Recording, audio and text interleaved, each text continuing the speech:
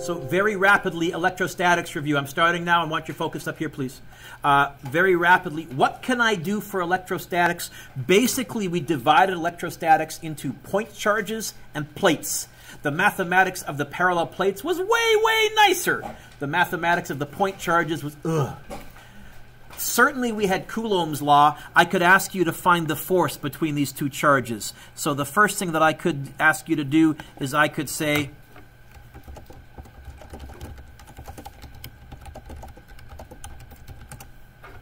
and for that we used F electric equals K Q1 Q2 over R squared.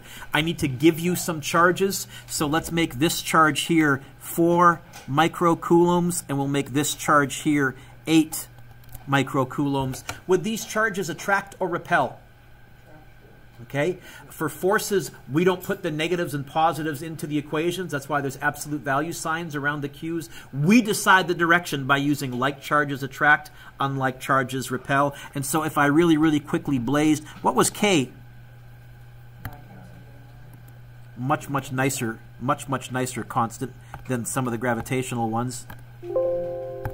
So it's going to be 9 times 10 to the 9th times 4. What was microcoulombs? Yep. And divided by 3 squared. And we would say the force between them, double check me, is it 0.032? Make sure you're following along and checking me because I'm going to be going fast enough. I'm expecting you all to type this in as a double check if nothing else. If you're not writing anything down, you must be holding a calculator in your hand and following along that way. What else could I ask with this setup? To be honest, first of all, I doubt I'll ask you to find the force of electric attraction. What I will do is give you one of the charges, the radius and the force, and say find the other charge. Or I'll give you both charges and the force and say find the radius. Absolutely, there's one of those somewhere on the multiple choice section. Okay? But what else could I ask? Find the electric field at the point. Could do that. I will do that. I guarantee there's going to be an electric field question where there is 2 points, 2-point charges, and I'm going to ask you to find their combined electric field somewhere, either between them somewhere or to the left or to the right of them. I won't ask you to find the electric field on your test up here as a vector where you have to add them tip to tail, unless I only ask you for a direction but not for anything else, where you're just going to draw the arrows and add them tip to tail. That might be fair game, but I'm not going to ask you to calculate those. So how do I find the electric field? First thing I would do is I would call this Q1. I would call this Q2 because I've written something down. I feel better. How am I going to find the electric field at the point, at the dot right there? I would not use F over Q. I'm going to, for each charge, I'm going to find the electric field from charge 1, which is going to be K Q1 over R1 squared. It's going to be 9 times 10 to the 9th. Charge 1 is 4 microcoulombs divided by, what's R1? Don't say 3, don't say 1. How far is charge 1 from the dot? 4 squared. And I get 2,250. Is that right? Okay. Holler at me if I make a math mistake, please. What are the units for electric field? That you can get from the formula that Caleb read out earlier. What must the units be? Newtons per coulomb. There was another way to measure electric field, also from your formula sheet. I think just below it there was another definition of electric field, or maybe it was to the right. I can't remember. Electric field, which is E. Oh, it's off to the right still. Also volts per meter. Here, since we use newtons and coulombs, let's go newtons per coulomb. Direction. So in your mind, imagine that this charge isn't there at all. Which way would a positive right there feel it? Yeah, repel. So it would be to the right. Then we repeat with charge 2. It's going to be K Q2 over R2 squared. I'm going to go straight to numbers in the interest of time. I'm going to, in fact, backspace and edit. It's going to be 8 microcoulombs, not negative in this particular case. 1 squared. In real life, I probably wouldn't bother typing the 1 squared. Question? You're good? And I get, wow, way larger, 72,000 newtons per coulomb. Direction. How would I combine these? Since they're in opposite directions, I'll go winner minus loser, add them vectorially. If they were in the same direction, I'd go winner plus winner. Who's winning? Clearly the 72,000. So the net field is that minus 2250. The field right there would be 6.98 times 10 to the 4th. Little comment, I can't remember if I said to you folks, most of the multiple choice answers on your test, I typically rounded to 2 sig figs. So if you got this, the answer might very well say 70,000. Don't raise your hand and say, I can't see the answer anywhere. I went to 2 sig figs fairly often. Your answer will be there to 2 sig figs, trust me. So I'll go those 6.98 times 10 to the 4th newtons per coulomb. Direction? What else could I ask with this setup? Insert more space.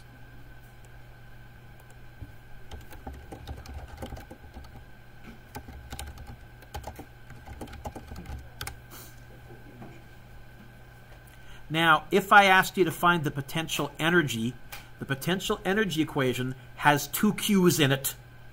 I know you have 2 different equations for potential energy, one with voltage, but the one that has 2 Q's in it is K, Q1, Q2 over R. I could do that and find how much energy was stored between these 2 charges. That's not what this is saying. This is not asking for potential energy. It's asking for, what's another? Yeah, voltage. So it's going to be the voltage from charge 1. How do I calculate the voltage from a point charge? KQ over R. How can I remember the point charge equations? What letter do they all have in them? R. And point charges look round. I think, okay, I'm going to use the round radius ones. It's going to be 9 times 10 to the 9th. 4 microcoulombs divided by 4. And I get 9,000 volts. Direction. So it's a scalar, no direction, much like your feet. Okay, then we would find the potential from charge 2. The most common mistake on your formula sheet, are there absolute values around the Q's in these equations? I am going to include the negative here. It's going to be 9 times 10 to the 9th, negative 8 microcoulombs divided by 1. I know I don't need to bother dividing by 1, but I'll just put it there so you can see I would have. And I get a syntax error. What did I type wrong? Divided by, oh, the scientific notation thingy didn't work. There we go. And I get negative 72,000 volts. So the voltage is going to be negative 72,000 plus 9,000, negative 63,000 volts.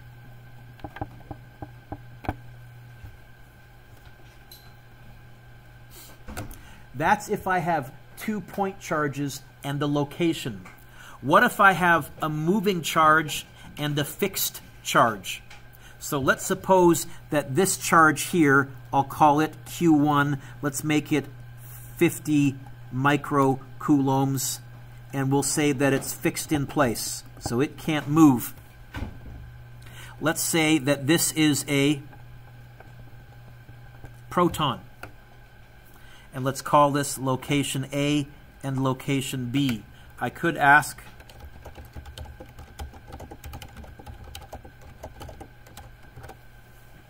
how much work to move from A to B? Oh, work is easy. That's a piece of cake. I can just go work equals force times distance, can't I? Oh, I can't? Why not? For the same reason I couldn't do this for gravity. Because the force is changing. Unfortunately, the force is changing. So I have to use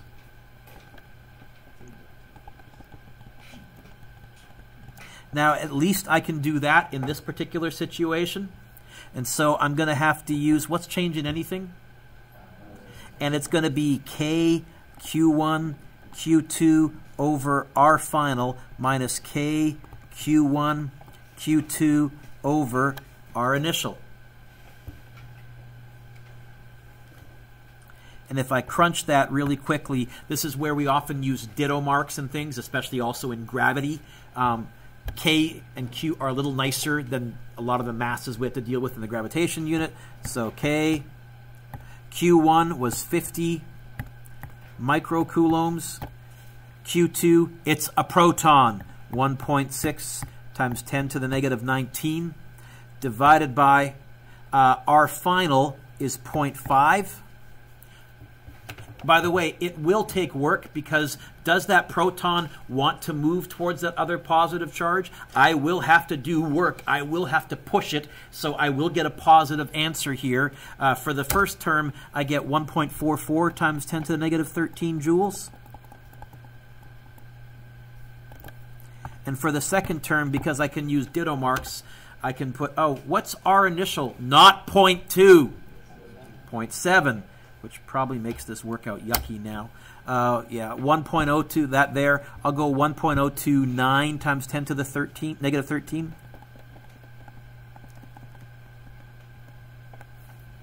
Should have made this 49 coulombs, then it would have worked out nice dividing by 7, but oh well.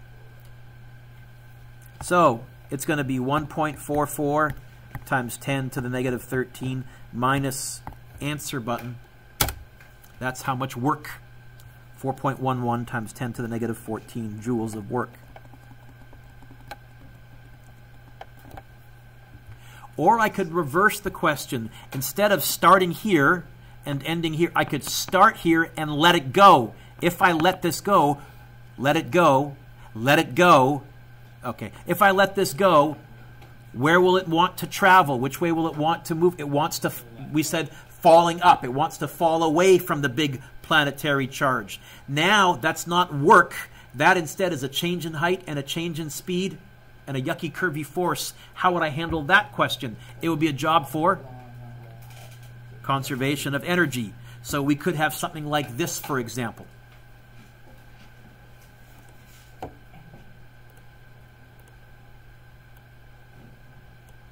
By the way, if you say it with echoes and post-secondary, please believe that the profs will just look at you like you have some kind of speech impediment or something. That's a Dewey thing. That is not a universal thing. Out in the real world, it's not called the law of conservation of energy. Although, I would almost argue it should be, but okay. So I could do something like this. Let's make this a fixed charge. Let's make it Q1 equals 48 microcoulombs. Again, let's make this a proton. Let's give it an initial velocity of 5 times 10 to the 6th meters per second.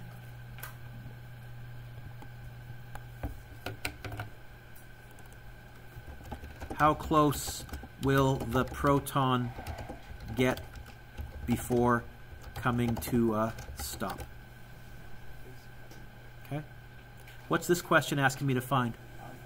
Yeah, in fact, I would probably label this with an F just to jog my memory there. Yep. Assume the proton starts a very long distance away. What do I really mean by a very long distance away? Infinity. Okay. Is this a work question? And I mean really obvious. Is this question saying how much work? Then please don't write work equals change in potential plus change in kinetic. That is one that does kind of annoy me. Didn't say how much work. Don't write work. Instead, what was our other energy situation? There's a change in height. There's a change in speed. There's yucky curvy force. This is going to be conservation of energy. G.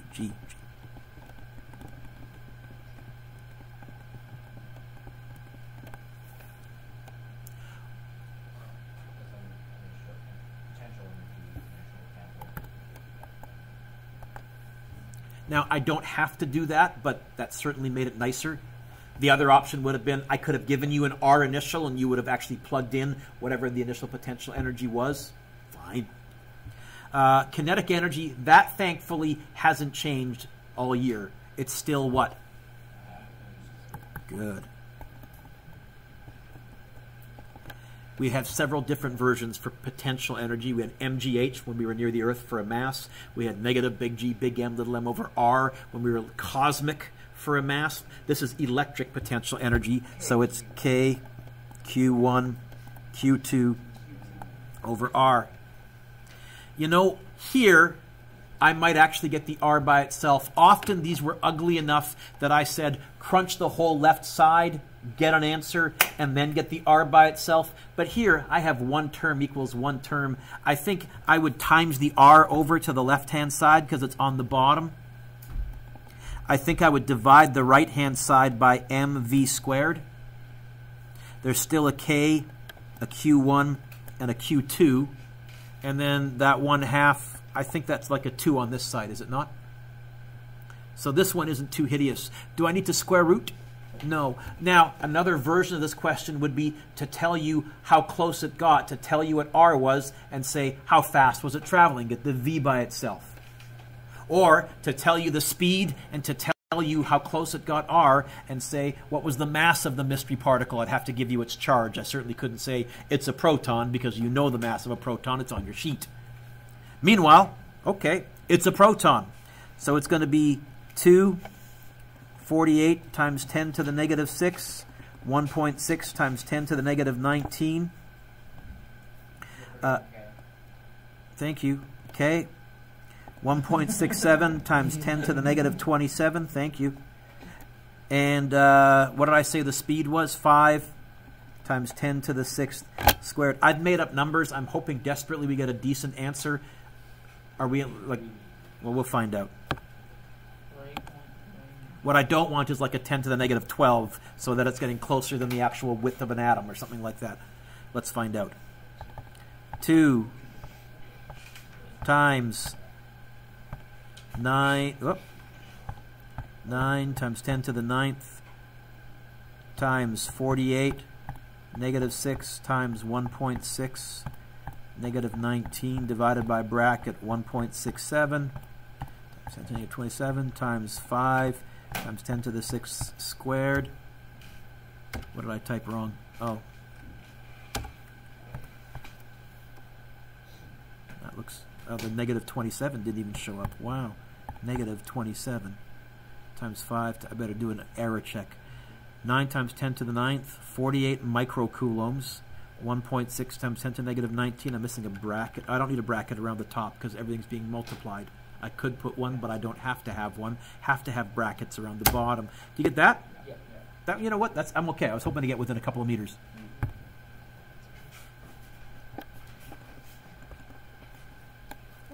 Okay. What happened to my new calculator? It's acting up, so I'll have to play around with it. Here, very similar question, but instead of giving you the V and saying tell me R, I would give you R initial, R final, and say find V. You want to try one like that? We can. Or we can at least get it started. So I would say, let's suppose this right here is a 120 microcoulomb charge, and we'll assume that it's fixed in place. It's not allowed to move. When in doubt, oh, first of all, if this was moving, is it going to be positive or negative? Let's make it a proton again then. And suppose we started 2 meters away, and then we went 6 meters. We wanted to find the final speed. You know what I should have done? Maybe I can. Let's find out. Insert.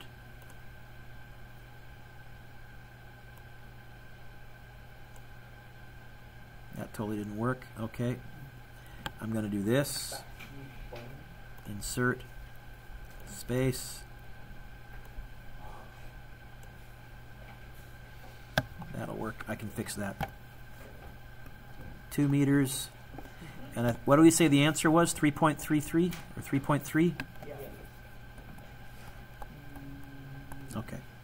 How would I do this one here? Is this asking how much work?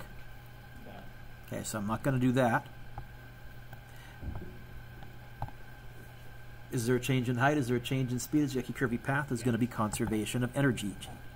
So it's going to be kinetic initial plus potential initial equals kinetic final plus potential final. I'll assume it's starting at rest, although I don't have to do that if I wanted to make this a little bit tougher. And I'll end up with K Q1 Q2 over R initial equals K Q1 Q2 over R final plus a half mv final squared. I don't know why I wrote potential and then kinetic, but up here I wrote kinetic and then potential, but it was in my brain, so I wrote it that way.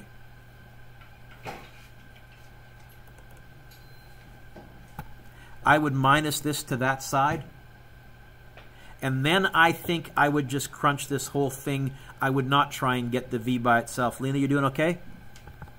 Because you're looking, oh, you're memorizing pi. That's what it was. I'm sorry. Which I have to approve of, so I'm okay with that. I want to hear you say it one time. Today's the last day. It is. Uh-huh. Let's see if we can do this in one fell swoop. So I'm going to scroll up just a tiny bit so we have our numbers. K, 9 times 10 to the 9th. Q1, 120 microcoulombs. Q2, it's a proton. Divided by, our initial was 2. Do you get 8.64 times 10 to negative 14 for the first one? Then I'm going to repeat for the second one. I choose to backspace and edit and just change the next one to a 6. Is it 6 or is it 8? It's 8. Right? And by the way, multiple choice, you better believe I'd have 6 as an option. And I get 2.16 times 10 to negative 14. So 8.64 times 10 to negative 14 minus 2.16 times 10 to negative 14, that equals a half mv squared. How would I get the v by itself? Times by 2, divide by m, it's a proton. 1.67 times 10 to the negative 27. And then square root of that. And I get 8.81 times 10 to the 1, 2, 3, 4, 5, 6.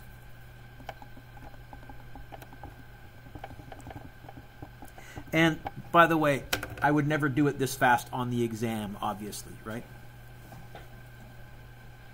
How much was it on? How much? 60. 60. Yeah. So that's about what I can do for point charges. What about for plates? Okay? So I need to give you some kind of a voltage. Let's suppose that this was 400 volts. And this was negative 300 volts. And I said right here, find the final speed of impact. Okay. Is it going to speed up or slow down? Well, it depends on what this is. Okay. So let's make this, you know what, since we've done electrons, let's make this negative 400 and this positive 300, and let's make this an electron. We've done so many protons. Let's do an electron. It's going to speed up because when it gets to here, it's going to get repelled by these negatives and attracted by these positives, so it's going to increase in speed. In fact, mathematically, that there is the same as dropping an object, only when you drop an object, it's Earth's gravitational field that's causing it to accelerate. In this, it's the electric field that's causing it to accelerate. But both of them we can do as a conservation of energy question. Because there is a change in height, there is a change in speed, there isn't a yucky curvy path, but I'm going to argue it's the same physics.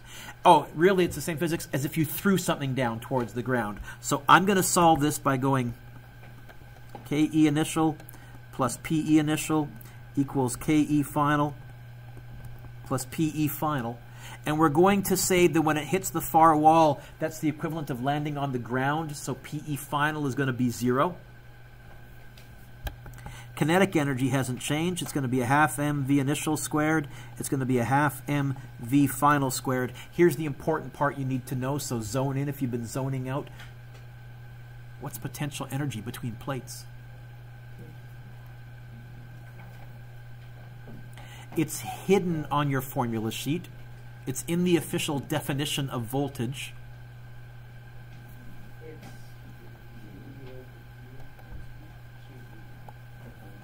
It's QV.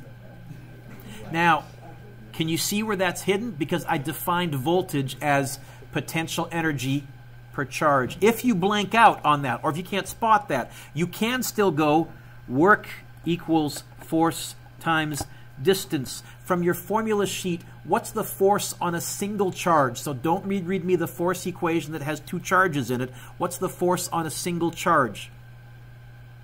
You only have one equation that has an F and a single Q in it. So this would be Q times E times D. What's the electric field between parallel plates?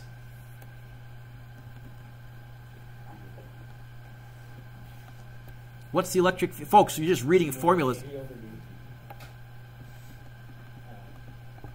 And can you see the amount of work to move it, which is the amount of potential energy it's going to gain? The QV pops out of there as well. So that's a win. Does an M cancel? No, because no M in QV. What do they want me to find? They want me to get this by itself. Let's crunch the whole left side in one fell swoop. I'm going to go 0.5 times M. It's an electron. 9.11 times 10 to the negative 31 times its initial speed, 1.4 times 10 to the 6th squared, plus QV. This one we did not put the negatives in. Why? Because we're going to be square rooting later and we don't want to take the square root of a negative. So I'm going to go 1.6 times 10 to negative 19 times, what's the change in voltage? Not 300 and not 400. What's the change in voltage? 700. The amount of energy this thing has is that much there. All of that is going to get turned into kinetic. Have I made a typo at all? Have I missed a squared at all? I think that looks right. I think I get that. And then to get the V by itself, I would go times by 2, divide by the mass of an electron. Square root of that. And I get it hitting at 1.6 times 10 to 1.57 times 10 to the 7th meters per second, I think.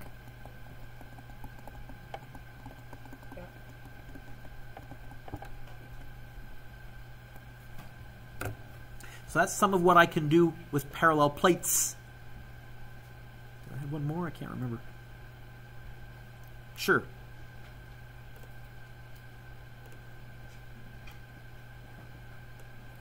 Even just a little more basic, I could do something like this. 0.55 meters, 0.1 meter, and let's make this 4,000 volts, and let's make this 2,000 volts.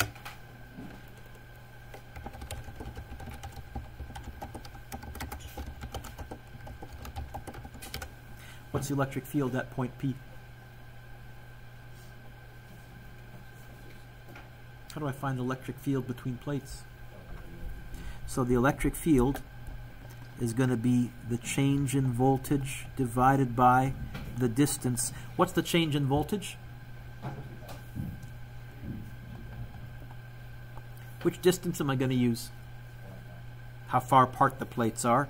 0.1. I can do that in my head. 20,000. If you said newtons per coulomb, I'd give you full marks. But I think volts per meter would be more appropriate in this case. Direction.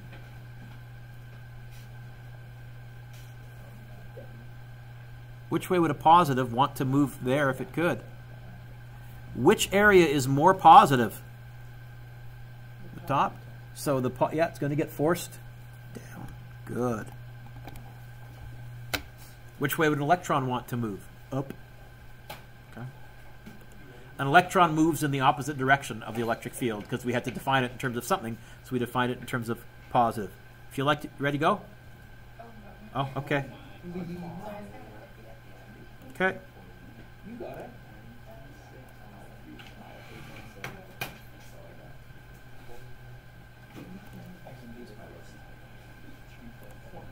You're a cutie.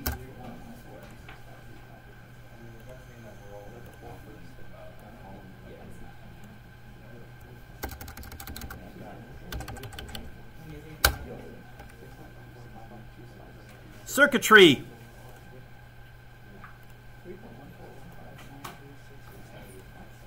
That help a little bit for electrostatics, I hope? Okay. Circuitry. Just looking at this, I'm pretty sure this is going to be a terminal voltage-ish question. Okay? So let's suppose that I said that this particular circuit, let's make it a bit bigger, Mr. Dewick, so they can see it. Let's give it an EMF of 12 volts.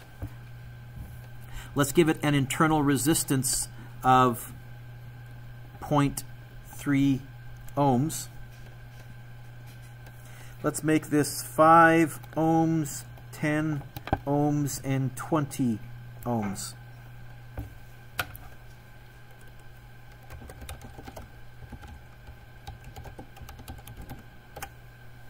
Find the terminal voltage. What is the terminal voltage in English? What does it mean? What your battery should be able to put out, the EMF, minus what you lose going through there. So this says find the terminal voltage. I'm going to try and find the voltage in there. How am I going to do that? I don't know. Did they give me two things anyway? Oh, first thing I would do is label which way is downhill. That's downhill. That's downhill. That's downhill. Did they give me two things anywhere? Can I knock? No? Okay. Yeah, I think I'm going to have to combine this. But the nice thing is they're all in series. So what is R total? It's not 35. 35.3. What's V total? So, I do that every time. I total is going to be V total over R total. It's going to be 12 divided by 35.3. Get a yucky number of 0.33994. I'll store that on my calculator.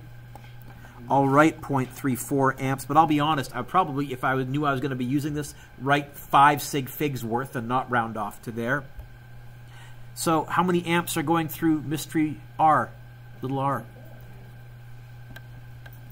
How many volts do I lose going through there? How can I figure that out? So times that number by 0.3, and I get a voltage drop of 0.10198. Okay.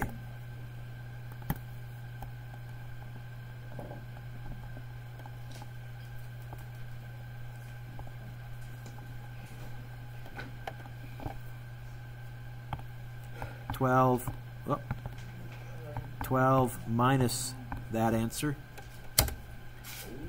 11.9 volts. We're hardly losing anything in this particular circuit going through the battery. We're only losing 0.1 volts. Now, if I change these numbers, would that number change? If I change the resistances, would the R total change? So would I total change? So would terminal voltage change? This is why you got to calculate it every time. It all depends on the circuit that you're running. The other thing I would have no problem doing is telling you the terminal voltage and saying, figure out what the EMF has to be. Okay. Running this in reverse.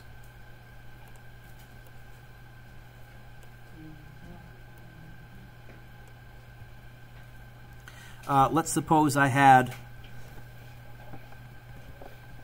48 volts. Here's hoping I make up a circuit that will run.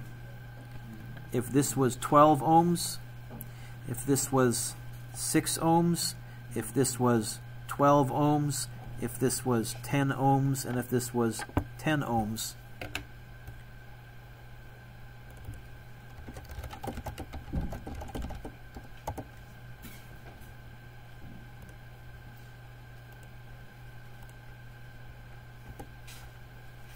Find the power in the 6 ohm resistor. Did they give me 2 things anywhere? That sure would be nice. Now, there is a chance I may have made up an impossible circuit. This 48-volt battery might not be able to power this circuit. We're going to find out the hard way, but I hope I'm okay. I would label downhill. I'm going to have to rewrite this as its simplest mathematical equivalent. And this one's complicated enough, I might actually rewrite it.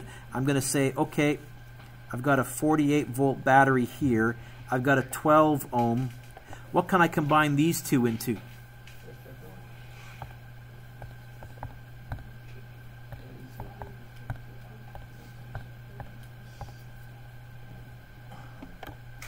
What can I combine these two into?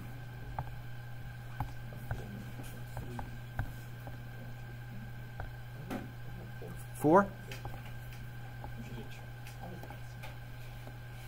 And so now I can work with this. R total is 21. V total is,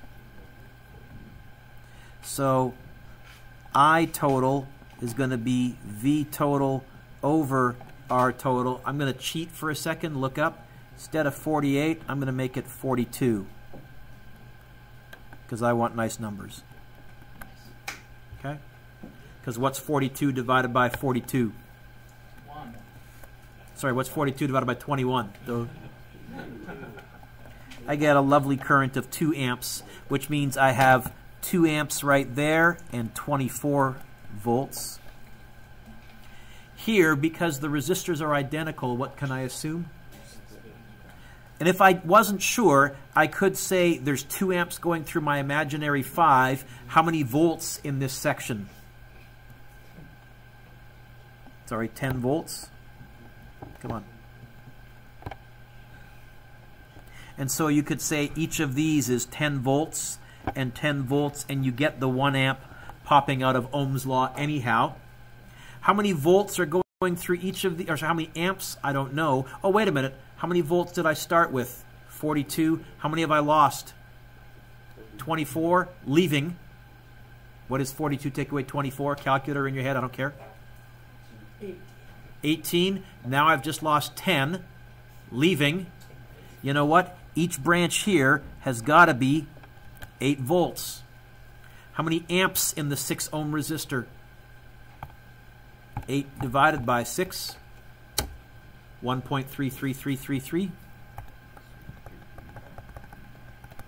And now I can go, the power loss is V times I, or I squared R. Or, to be honest, I could have gone V squared over R and not even bothered finding the current. And I get 10.7 watts.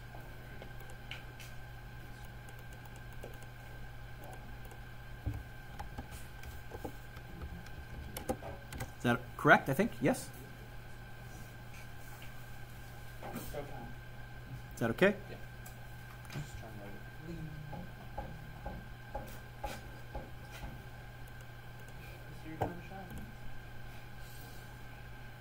I'm not going to throw one this nasty on your test, but just to handle it. Okay? Put a nice big battery to make sure I got enough power to make this work. 120 volts. Let's make every single one of these resistors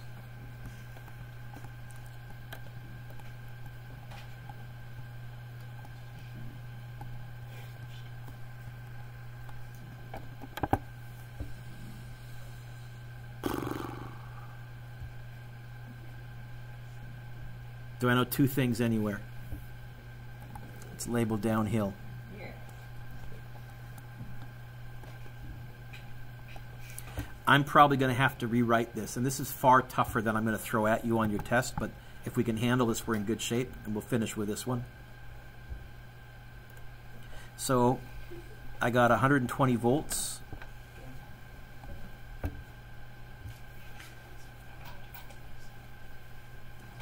This branch that goes down right here, first of all, those 2 are in series. What are those 2 if I combine them as 1? Yeah, I'm not going to go 1 over 2, 1 over 2, 1 over 2. I'm going to go, that's a 4. I'm going to go 1 over 2 plus 1 over 4, and reciprocal of that. So this whole mess ends up being 1.33333, and then this 2 is in series. So I'm going to argue that this is 3.3 repeating.